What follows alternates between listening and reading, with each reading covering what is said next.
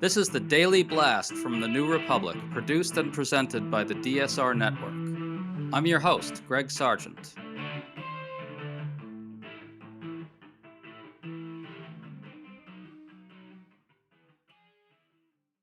Donald Trump just endorsed MAGA nutjob Ken Paxton in the Texas GOP primary for Senate.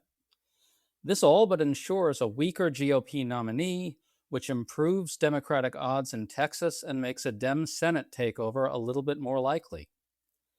In fact, Republican senators were furious about what they regarded as a betrayal.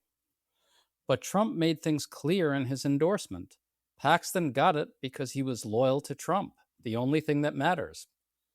Too bad, Republicans. This is the guy you hitched yourselves to. So does this mean Texas actually is gettable for Democrats, or is heartbreak looming once again? Sawyer Hackett, a Democratic operative who has worked on numerous Texas races and knows the state well, is going to walk us through all of it. Sawyer, thanks for coming on. Good to be with you, Greg. So in a long Truth Social rant, Trump endorsed Ken Paxton, the Attorney General of Texas. Trump called Paxton someone who has, quote, always been extremely loyal to me and our amazing MAGA movement. Trump also cited Paxton's support for ending the Senate filibuster to pass the SAVE Act, which is a disgusting voter suppression bill, and Trump ripped Senator John Cornyn, the current GOP incumbent, as, quote, not supportive of me when times were tough. Sawyer, your reaction to that? Yeah, I mean, you said it up top. This is all about loyalty, right? I mean, he mentioned, Paxton's loyalty to Trump in the first sentence of that multi-paragraph statement. Goes on to talk about the filibuster, and this is kind of coming up in the context of him wanting to build this ballroom and overturn the parliamentarians' ruling on the ballroom funding. So clearly, this was all about Trump's own personal wishes for this race. He wanted a sycophant in this race that he could control, that he could manipulate. And that's what he's going to get with Paxton. It's interesting that you talk about the larger context legislatively, because Senator John Cornyn, we should tell people, has opposed doing away with the filibuster. And so anybody who won't wreck the system entirely for Trump has to go, basically, is the situation. Yeah, and Paxton, Cornyn rather, is someone who has voted with Trump 99% of the time. I mean, this is somebody who goes out of his way to post these kind of obsequious, subservient posts, pictures of Trump, and holding Trump's book, constantly trying to flatter Trump and voting with Trump 99.2% of the time in the Senate. I mean, and he was not loyal enough to Trump. This is somebody who did not go far enough in his loyalty, his obsequiousness to Trump. You on the other hand, you have someone like Paxton who, I mean, this is a guy who travels down to Mar-a-Lago as often as he possibly can. He's probably scheduling tea times around Trump's tea time just so he can, have a chance of running into him on the links. I mean, it's pathetic how these Republican primaries have essentially just become contests in who can, bootlick Trump the most. And in Texas, in a state as known for kind of independent, these Western cowboys who are, they stand up for their values and they fight for the things that they believe in. You have two men essentially competing for who can lick Trump's boots the best. And clearly Paxton has come away winning that contest. And he very consciously set out to do that. Punchbowl News reporter Andrew Desiderio posted on Twitter that this is the, quote, nightmare scenario for Senate Republicans. Sawyer, can you give us the case for why Paxton is weaker as a candidate than Cornyn is due to the corruption, the extremism, and everything else? Yeah, I mean, with Paxton, you have an extremely vulnerable candidate who is, not only disliked by a lot of independents and Democrats in the state, but also by a fair number of Republicans. He's somebody who has a disapproval rating. He's been underwater on his approval rating for many, many years. He's somebody who's been impeached by a Republican-controlled legislature. He's somebody who has been federally, criminally indicted on multiple felony counts, securities fraud and bribery and many other things. He's somebody who has intentionally gone out of his way to make an enemy of people of color in the state, of women in the state, at a time when I think Democrats are starting to turn those coalitions back around into our favor.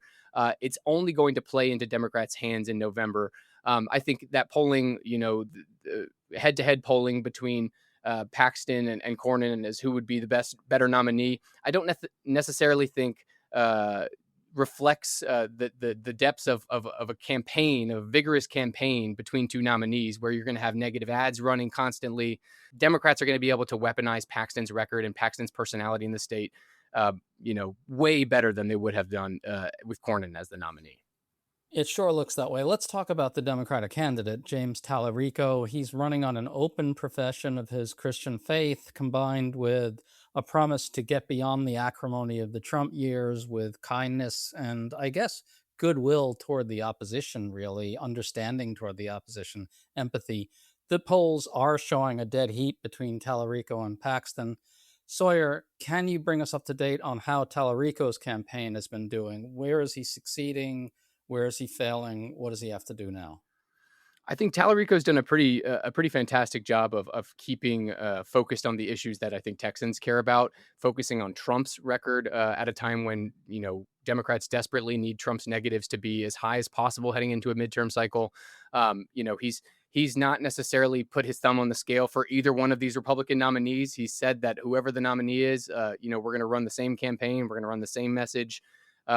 But at the same time, I think, Tallarico is jumping for joy today with Trump's endorsement of Paxton, because this is a man who is going to fire up a lot of the constituencies that Tallarico needs to win, while also turning away a lot of voters that I think Republicans desperately need to win. And Christian voters are one of those constituencies. I mean, many will still hold their nose and vote for Paxton, but I think Tallarico is going to be able to peel a significant amount of them off. You also have Paxton, is this kind of like reviled character within independent and Democratic circles in the state. He's going to be somebody who's going to help Democrats raise a ton of money. He's going to be much easier to contrast with in a November election and the GOTV phase. He's the embodiment of Trumpism, Trump politics, which is extremely unpopular across the country. He's going to turbocharge turnout among Latino voters and Black voters in the state. And he's going to alienate suburban voters, especially suburban women who Texas Democrats need if they're going to assemble a winning coalition. To stay up to date on all the news that you need to know, there's no better place than right here on the DSR network. And there's no better way to enjoy the DSR network than by becoming a member. Members enjoy an ad-free listening experience, access to our Discord community, exclusive content, early episode access, and more. Use code DSR26 for a 25% off discount on sign up at thedsrnetwork.com. That's code DSR26 at thedsrnetwork.com/buy. Thank you and enjoy the show.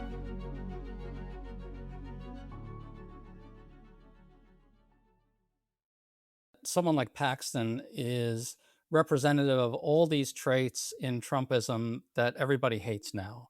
So the corruption, the rage, the hatred, the worship of Trump at all costs. It seems like Tallarico is almost perfectly positioned to use Paxton as a foil precisely because Tallarico is running this campaign that is really almost designed to counter-program Trumpism on a very profound level. Is that right, do you think? I think that's right. And I think, the same qualities that would make Trump want to endorse Paxton are the qualities that are going to turn voters away from Paxton in November. It's that corruption, that cronyism. It's that relentless focus on Trump himself. How can I serve Trump rather than serving the people of Texas? That has been the message I think Tallarico has led with. It's been an overwhelmingly populist message, focusing on corruption, focusing on bringing it back to a message on working people and what working people need to succeed today. That message was already crystal clear in the Trump era. I think with Paxton as the nominee, you're able to just drive that wedge even further into independent voters and even some moderate Republican voters that I think Tallarico, just in his kind of personality, the way he carries himself and his background, is able to appeal to much easier than some traditional Democrats would. It's a fascinating matchup. We had Republican Senator Lisa Murkowski publicly admit that Trump's endorsement will make it harder for Republicans to hold Texas. She told reporters this, quote, "I think this puts that seat in jeopardy." Punchbowl reporter Andrew Desiderio again characterized Murkowski as saying Texas is all but lost. Sawyer, that's a bombshell, isn't it? Republicans saying outright that Texas might or is even likely to fall? Yeah, I mean, I think you're probably hearing the same thing coming out of the DNC and Democratic circles today. I mean, Democrats have been looking for, looking ahead at this kind of Senate map and whether we have the ability to kind of keep a hold on the Senate past, past 2026, past 2028. The map has not been looking good for us. I think with somebody like Paxton as the nominee, I think we have kind of the perfect storm in a place like Texas. You have a very unpopular, very corrupt, very easily to contrast nominee on the Republican side. You have a Democratic nominee who does have appeal to independents, to even some conservative or Christian Republican voters in the state. You have an extremely unpopular president whose favorability only is dwindling even more every single day. And you have the coalition that Trump needed to win in 2024, which was an increasing amount of Latino voters and Black voters, particularly Black and Latino young men. You had young voters turning towards Trump. You had suburban voters turning towards Trump. All of those coalitions have completely reversed themselves. So, of course, Texas is in play this cycle. And, I think, of course, it's an expensive state. That's one thing that I don't think, a lot of voters necessarily understand about Texas. It takes a lot of money to run a successful campaign in Texas. That being said, with Paxton as the nominee and Tallarico able to contrast with him, he's going to be able to raise the amount of money needed to compete in this state. And Paxton and Cornyn flushed millions of dollars down the drain in this primary that Trump waited to endorse for weeks and weeks and weeks, and left Republicans in dire straits economically or financially heading into a GOTV phase of this election.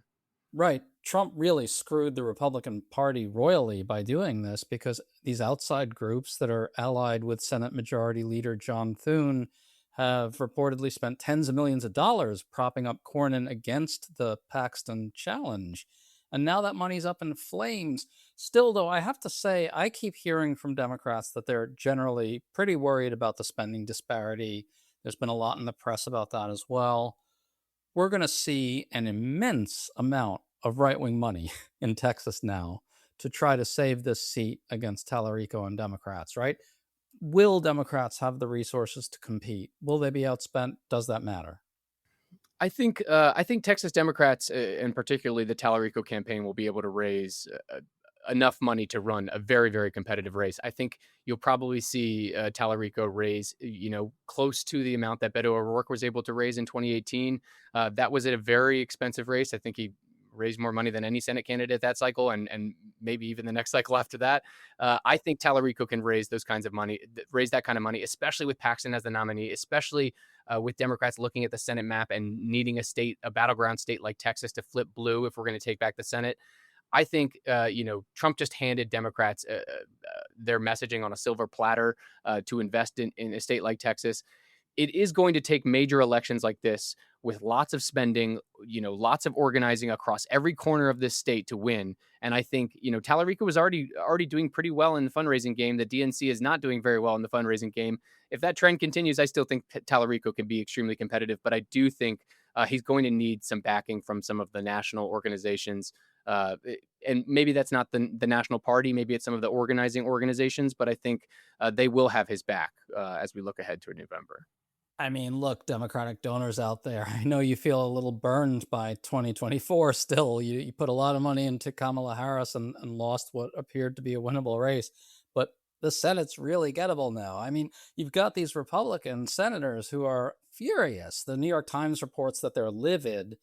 For instance, Senator John Hoeven of North Dakota said, quote unquote, "oh boy," after hearing about Trump's endorsement.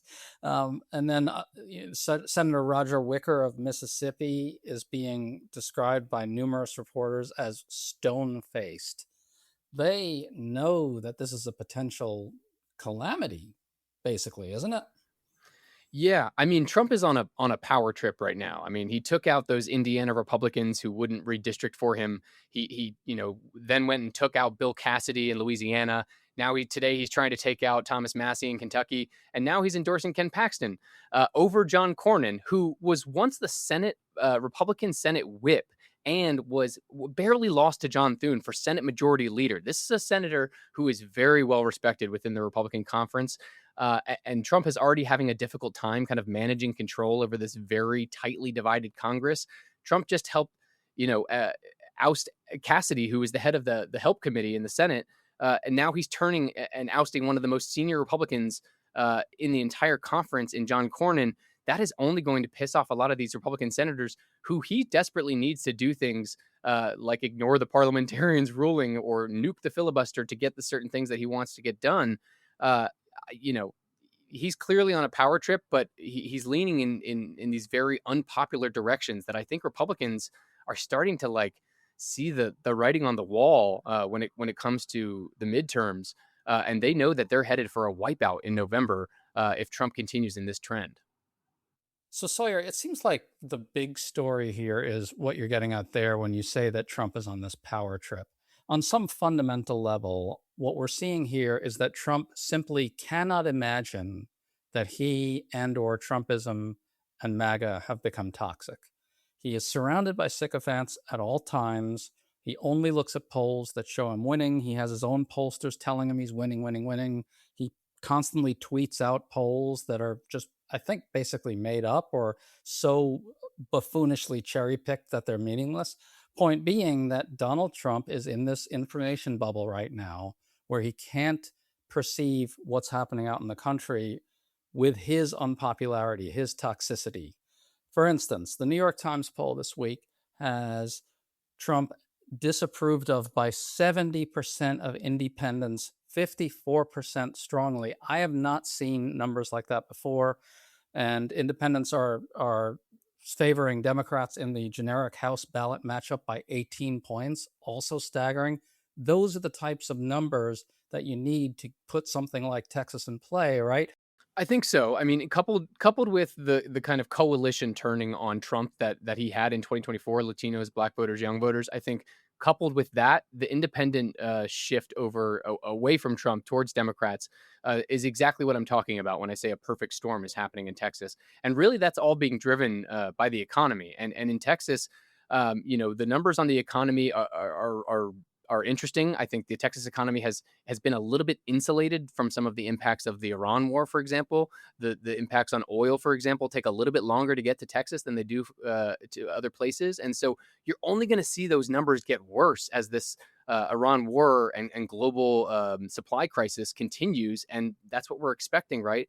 And so I think in a state like Texas, where you have some of the highest share of independent voters in the country, who are turning against Trump and have an aversion to candidates like Paxton, a candidate like Tallarico is poised to pick them up in droves, and especially in places like the suburbs outside of those major cities, especially suburban women who have seen abortion access taken away and now mifepristone access threatened by somebody like Paxton. Paxton led that effort.